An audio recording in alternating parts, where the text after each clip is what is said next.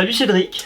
Bonjour Tony. Le principe de cette chaîne, ça va être essentiellement d'inviter des pratiquants de modélisme et de leur poser pas mal de questions. Alors j'ai 43 ans et j'habite à Tourcoing. Actuellement je pratique deux catégories, donc l'un 8e brushless électrique et l'un 10e électrique en brushless aussi. Tous les deux sont des 4 roues motrices. On doit être à 3,4 kg.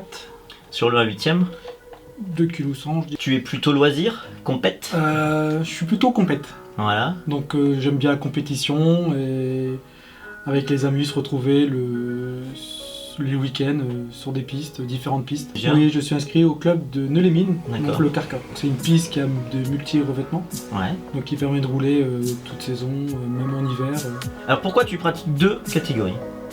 Deux catégories parce que souvent l'hiver, je range l'un 8e et je sors l'un 10e. Donc la 10e c'est plus... Ça, c'est ta voiture d'hiver. Voilà. Comment tu as débuté? Alors, j'ai débuté dans ce coin. Il y avait une piste à Ronc que je passais régulièrement voir. Que j'ai bien connu d'ailleurs. Et c'est là que j'ai rencontré Tony. D'accord.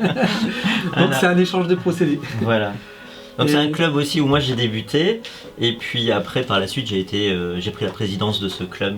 Et comme tout débutant, c'est quand même mieux de passer par un club pour avoir les bons conseils. Quel a été ton premier modèle? En étant débutant, j'ai acheté un Soundmaster, un 10e. De chez Kyosho. Donc c'était un moteur à tirette thermique. C'était pas adapté du tout.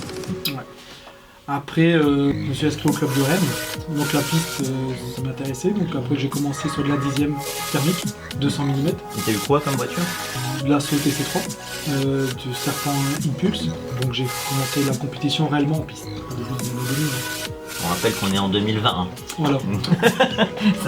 Cédric a déjà plus de 20 ans de pratique. Voilà.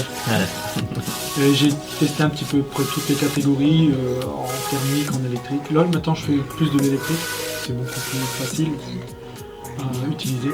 Quels sont tes souvenirs mémorables en compétition? C'est avec la bande DCF en 8e classique. Ouais. Donc avec Cédric, on a fait du championnat de France en piste classique, 1/8e. Donc vous savez, c'est des barquettes où il n'y a pas d'amortisseur. Moi j'avais une Monaco modèle et puis après une BRX. Et Cédric avait une BRX. C'était le modélisme où on se prenait pas la tête, on était à 5 dans une voiture. On faisait les 4 coins de la France. J'ai 2 enfants. Il y en a le premier que j'ai commencé à mettre au modélisme en M18. C'était pas trop son truc. Et du coup le second lui était vraiment très intéressé par le modélisme. Le second que vous allez apercevoir dans une prochaine vidéo, c'est vraiment quelque chose aussi qui est très beau dans le modélisme, c'est la pratique avec le père et le fils, et c'est vraiment, je sais pas ce que tu peux en dire là-dessus. Ouais, il y en a un qui va motiver l'autre à chaque fois. Au début je jouais le lièvre. Maintenant, pour le faire progresser. Donc tu as eu vraiment ce rôle de parent protecteur qui veut faire progresser son fils. Et je voulais continuer à rouler.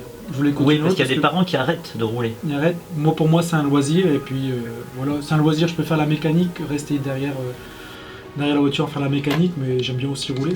Alors moi, je suis comme toi, puisque je le présenterai par la suite, mais mon fils qui a lancé sa chaîne YouTube, RMX59, vous allez voir, il a commencé le modélisme il y a 2 mois.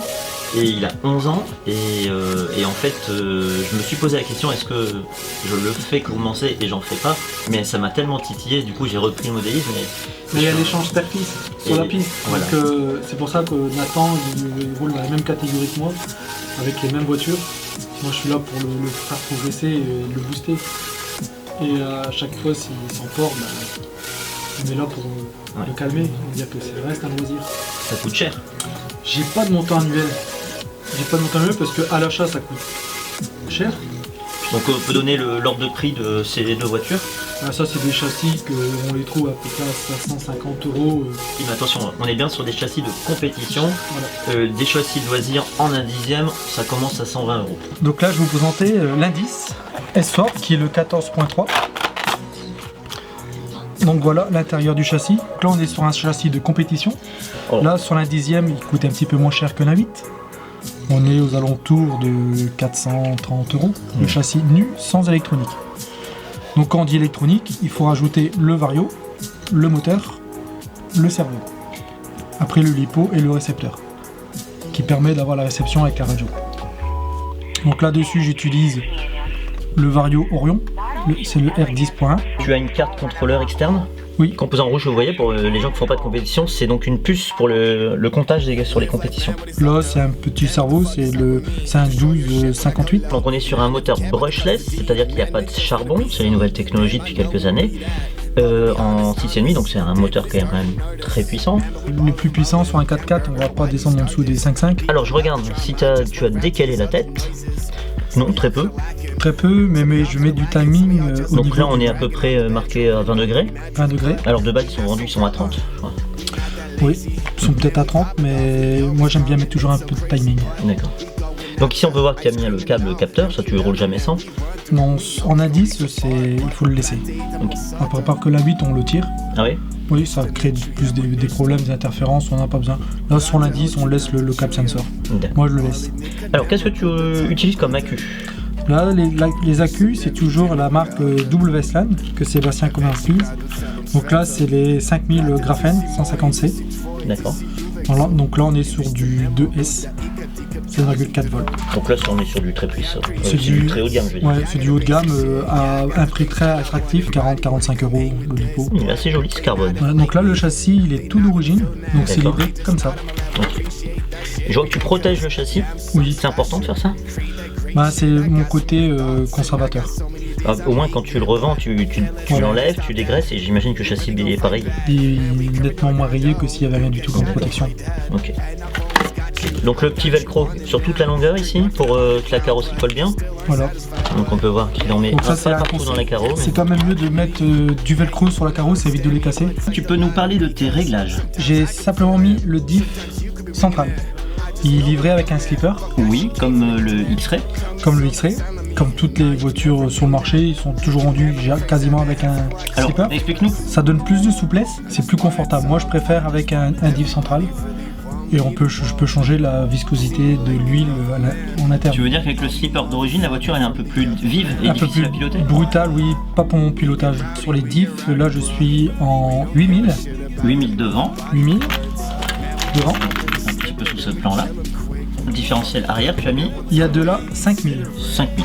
Donc au milieu, tu avais dit combien? Il y a de là 300 000. Ah d'accord. 8000, 300 000, 5000. Voilà. Pourquoi ce choix de 300 000? 300 000. Ça revient quasiment au slipper là. Sur les X-Ray, on monte en 500 000 voire 1 million. Tu mets un petit ventilateur. Oui. Pourquoi? Bah ça chauffe beaucoup en intérieur. Les moteurs ont tendance à chauffer énormément. Pour garder toute la puissance sur les 5 minutes sur une finale, on refroidit le moteur. On garde toute la puissance. D'accord. L'air va dans quelle direction? Là, je souffle sur le cul du moteur. Quel est le rapport que tu conseilles ou que tu utilises? Quels sont les différents pignons? Bah, tout dépend des pistes, mais généralement avec un 6,5, là j'ai un pignon de 19. 19 et une couronne d'origine. La couronne d'origine. Ok. Et tu vas toujours garder le 19 sur quasiment toutes les pistes? Je suis sur quasiment le 19 et je monte en 20 sur des pistes qui sont un peu plus grandes. Bon, alors question bête, mais dans la première vidéo, donc on voit que tu utilises des prises qui s'appellent des prises PK. Oui. Et pourquoi tu n'utilises pas d'autres prises que celle-ci? Parce que les shorties, c'est comme on est sur un lipo shorty, on a les fiches, les trous des accus. Donc c'est du 4 mm. Tout simplement. Après il dit shorty, je traduis, ça veut dire que c'est des accus plus courts. Parce qu'il existe des accus un peu plus longs de 2 cm environ. Pour certaines voitures. Voilà, j'ai pas pris, voilà, on est sur du 2S, sur du 1/8, on est sur du 4S, donc des accus qui sont beaucoup plus volumineux. Ici, qu'est-ce que tu vas nous mettre à l'avant et en barre anti-roulis? Bah voilà, ça c'est des réglages qu'on fait par rapport à la piste, mais là généralement j'ai toujours les barres de 1,8 mm devant et derrière. Et derrière. Donc la barre anti-roulis, je le montre, c'est cette petite barre qui est là. Alors on voit bien son effet, pour le voir il suffit d'enlever les amortisseurs, et quand on lève un triangle, on peut voir que l'autre bouge un petit peu. On le voit encore plus quand il n'y a pas les amortisseurs. Et donc ça permet de garder la voiture un peu plus à plat lorsqu'elle s'appuie comme ceci en virage, tout simplement. Donc 1,8 en diamètre de barre et en amortisseur. Donc je suis en 45 en dureté et je suis en 40. Donc il existe plusieurs échelles d'huile. Il y a les huiles on va dire européennes en ISO. Voilà. Et ça c'est des grades pour les plutôt références américaines chez Losi. Donc il existe des tableaux de correspondance. Tu as une belle peinture dessus. C'est un ami qui s'appelle Frédéric Fontaine, qui vient de Belgique. Pendant son temps libre, il peint les carrosseries. Il y a du boulot là-dessus. Ouais, il y a du boulot.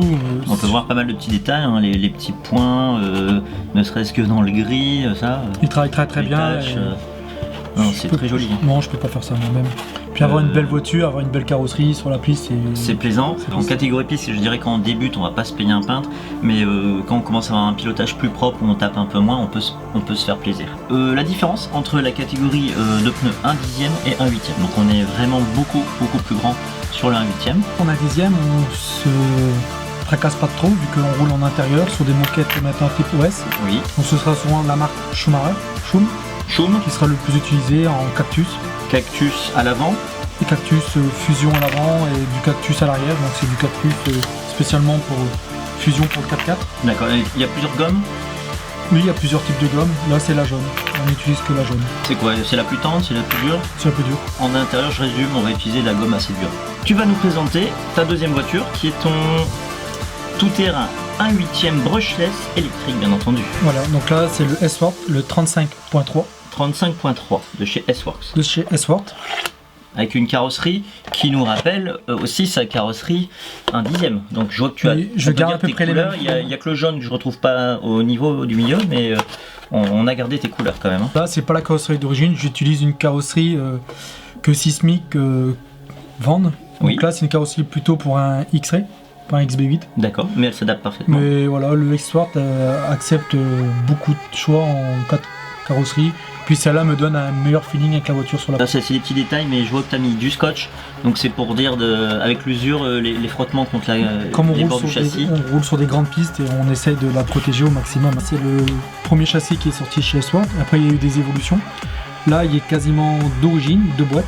J'ai pas mis d'évolution. Tu l'as depuis combien de temps? Ouais, il doit avoir 1 an et demi là. D'accord. Il a déjà fait une bonne saison. Oui. Et il est quasiment d'origine. J'ai simplement mis des renforts en alu sur le devant et sur l'arrière. Donc on peut les voir ici et puis ici. Je sais pas si on voit bien à la caméra quand je monte. C'est pour fiabiliser, parce qu'après les plastiques, une fois qu'ils ont cassé, je suis passé en alu. D'accord. Donc en niveau électronique, j'utilise toujours les moteurs WSI. Donc là c'est un 1900 kV avec un pignon de 15. D'accord. Et généralement je ne touche quasiment jamais à mon rapport. Donc on est sur du 15 avec une couronne de 46. Un fer normal suffit pour faire des... Moi je prends un fer. Je vois que les câbles sont quand même bien costauds. Oui, j'ai un 75 watts, 80 watts. Niveau variateur, c'est un Obi-Wing et c'est le 140 SCT. Oui, alors là on voit pas très bien parce qu'il y a des Colson par-dessus. Mais on peut voir quand même qu'il est... Comment tu gères la poussière quand tu roules en extérieur dans le ventilateur? Il y a énormément de poussière, donc là le ventilateur il a été changé par un ventilateur WSI. Oui. Qui sont beaucoup plus puissants que ceux d'origine.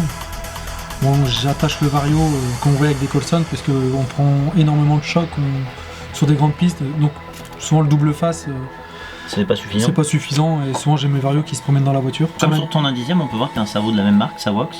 Savox. Là il y a un peu plus puissant, c'est un 1267. On est dans quel ordre de kilos là? Ça doit être une vingtaine de kilos. Donc là on a ta boîte pour mettre le récepteur, plus l'interrupteur du variateur. J'utilise toujours du fût à bord, 8000. 15 000 au centre. Oui, donc il y a un différentiel ici. Voilà, là j'ai mis la 15 000 et là je suis en 5 000. Donc là, la voiture elle a roulé en piste indoor à Reims. Oui, donc c'est une piste un peu gréée, assez glissante. Oui. Donc j'avais plutôt travaillé sur le diff central et sur l'hydraulique et sur la dureté des ressorts. En hydraulique, on est sur des pistons 8 trous et en huile, je suis en 35-30. Quand on monte en barre anti-roulis à l'avant, on va plus calmer la voiture, mais on va moins chercher le roulis en entrée de virage. Sur une piste glissante, généralement, on va mettre des petites barres anti-roulis pour chercher du roulis, pour chercher du grip. Et à l'arrière, généralement, on met une barre un peu plus grosse pour amener du grip en sortie de virage, pour éviter que la voiture elle s'écrase. Voilà, on va monter une barre un peu plus grosse. Donc là, on peut regarder, là j'ai une de mémoire, là c'est une 2,3 et là j'ai une 2,6. D'accord. Un peu plus gros derrière. Un peu plus gros derrière. On n'a pas montré le dessous du châssis. Voilà, c'est usé, c'est travaillé, mais il manque pas beaucoup de millimètres. Donc là, ta voiture a 1 an et demi. Quelles sont les pièces que tu as changées? Alors, toute la transmission elle est d'origine. D'accord. Sur des chocs, à part des tiges d'amortisseur, on peut regarder. Je suis encore avec tous mes triangles d'origine. À part à l'arrière, j'ai mis des renforts en carbone. Oui, donc on a bien des renforts en carbone ici sur les tringles. Je suis encore avec ma couronne d'origine. Oui. Il y en a qui l'échangent. Moi, elle a fait ma saison. Elle repartira pour une saison. Donc là, on peut pas la voir, mais elle est quand même bien protégée. C'est une couronne en plastique. Les points faibles, bon, ça va être au niveau des renforts en plastique. S'ils cassent, on a un long cardan oui. qui a tendance à vite se voiler. Effectivement, le cardan, alors si on le voit, si on fait tourner, il est de là à là-bas. Donc on a environ 20 cm de cardan. Donc il y a 3 renforts. Donc là, le central, j'ai laissé celui en plastique. Okay. Il y a l'option qu'on vient mettre une grande barre au-dessus. D'accord. Que je n'ai pas encore investi dessus. C'est sur le nouveau S-Word qui va sortir. Là, on est sur un châssis nu. On va dire, on est aux alentours de 550, 600 euros, je pense. Ok, donc on répète, hein, ces prix-là, c'est des voitures de compétition. Dans cette chaîne YouTube, on parlera aussi de voitures de loisirs, puisque c'est le but de la chaîne de présenter tout type de pratiquants de modélisme. Ici, donc le moteur que tu as parlé, on va être sur quel coût à peu près ce moteur? Là, c'est des moteurs double baseline, ils sont à peu près à 90 euros. Oh, ici, ton variateur Hobby-Wing. 120, 140 euros, je pense. Ton cerveau, une soixantaine d'euros. Soixantaine d'euros. Quand on regarde le moteur, il a déjà fait. Ça fait déjà à peu près 2 saisons que je l'ai, c'est les anciennes versions. Le Vario, idem, il doit avoir déjà à peu près 2 saisons. Et le cerveau, il doit avoir au moins plus de 2 saisons. Ok. Donc à l'achat, le Brochesse, c'est un investissement. Mais après, à long terme, à part changer les petites pièces, la consommation, ça revient moins cher. Quand vous rentrez dans un groupe de pratiquants, c'est bien d'avoir le même matériel que les autres pour pouvoir vous échanger, voilà. Ne serait-ce que les mêmes prises d'accu. Quand vous avez qu'un accu et que quelqu'un peut vous en prêter un, bah c'est bien d'avoir les mêmes prises, sinon vous fabriquez un adaptateur. C'est comme dans un club, on va demander laquelle voiture est le plus souvent utilisée. Donc là, les pneus, bah, c'est des pneus que j'utilise, c'est la marque James. Alors je connais pas. C'est une marque qui marchait très très bien. Maintenant, bon, il y a plusieurs types de marques, hein. Même un fabricant français qui s'appelle Sismic qui vend ses pneus. Donc là, j'utilise pas spécialement plus une marque que d'autres. Donc il n'y a pas de chambre à air hein, sur des pneus. C'est des inserts, ce sont des mousses et là la mousse est relativement très dure à l'intérieur alors que la gomme est très molle. Et puis en 1/8e, là on a beaucoup plus de choix en pneus. Tu vas nous parler vite fait de ta radio, donc je vois que montre-nous aussi ton étui dans lequel tu stockes ta radio. Oui, donc c'est pas un étui d'une grande marque, c'est un étui que j'ai acheté ça sur... Mais il est important de protéger. Internet, voilà. C'est important de protéger sa radio vu que la radio c'est un investissement aussi et puis on peut la garder une paire d'années. Donc là, c'est la radio que j'utilise depuis à peu près 3-4 ans. Alors, c'est la fuite à bord, la 4 PV. C'est déjà une radio haut de gamme.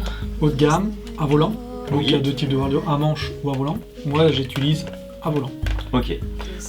Beaucoup de débutants se posent la question, que choisir, à manche, à volant? T'as quoi à leur dire?